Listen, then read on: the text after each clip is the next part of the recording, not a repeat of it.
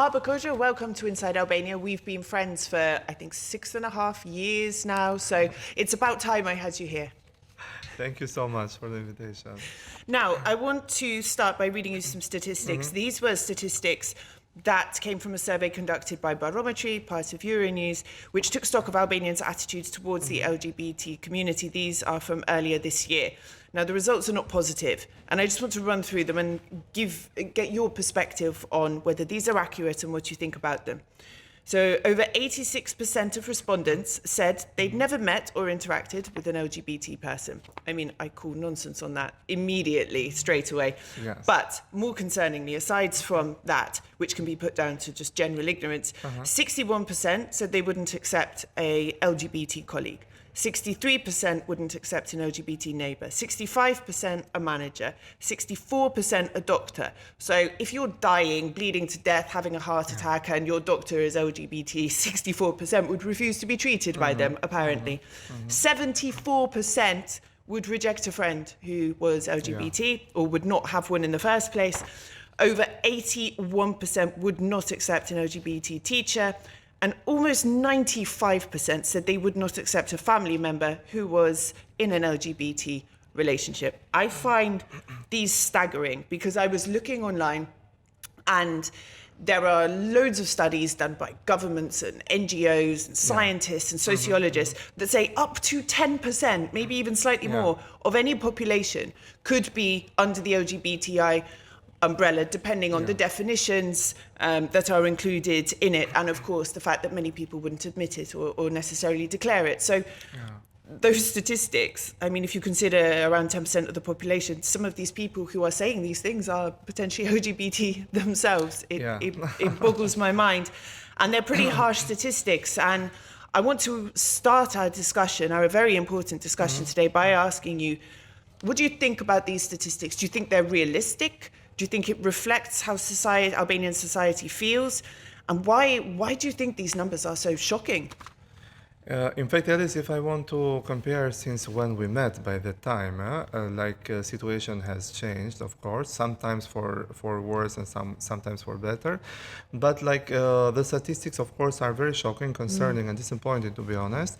If we compare for a few years, it was another research made a few years ago. And what is good that a lot of people has responded to this survey, because in the first one, we had very, very, very low statistics.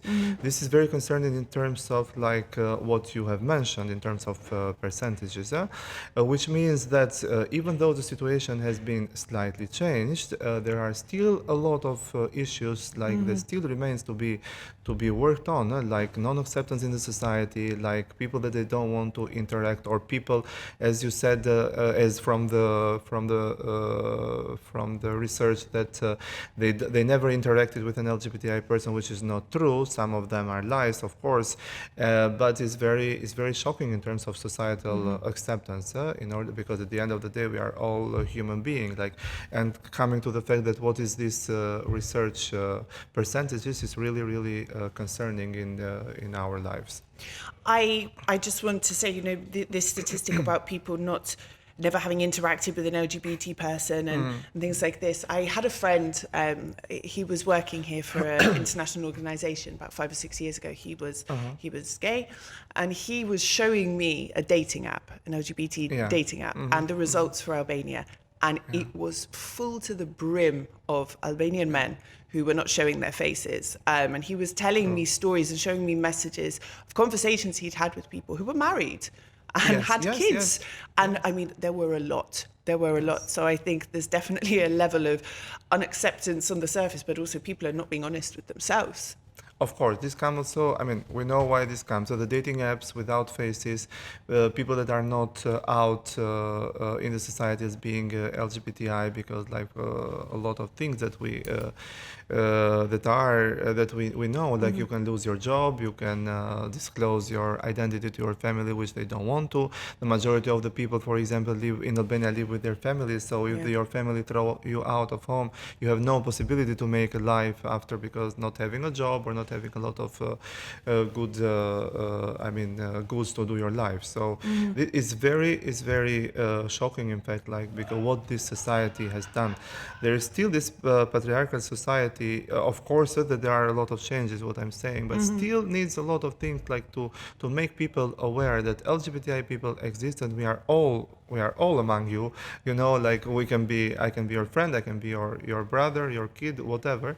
And it's very good. It's very important to make people accept us in a lot of ways.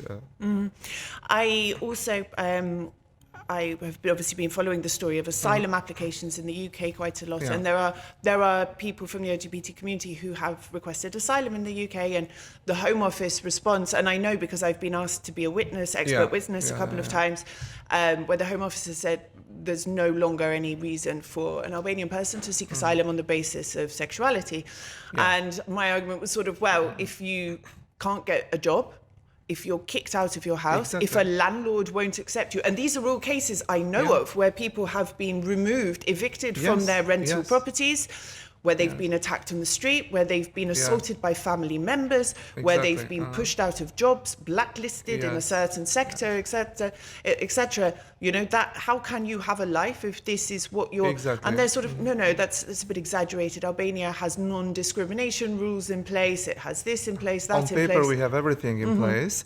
We have a very important national action plan, which is the third one. I mean, there a lot of things has been changed, but the lack of political will still continues, because the plan is super great if we feel all of the measurements and all the activities set up there. But as I mentioned, the political will has to be much more higher in order for that we are all treated as citizens of our country. Because it's true that when for Albania, when they say that it's no reason to ask for asylum, but on the other hand, the reality that you face here, as all of the things that you mentioned, is really concerning. Yeah, I mean, if I, as a straight person, has had death threats for writing about LGBT situations, imagine what it's like for... I mean, even appearances in the media, not only today, but in every appearance that we make, we have this online harassment and online hate speech that, you know, which is very... Sometimes it's really like, we walking in the streets, of course, Albania is safe, but sometimes we as activists, you know, it's not very easy for us, like, to be visible with a lot of things. Yes, no, I know this.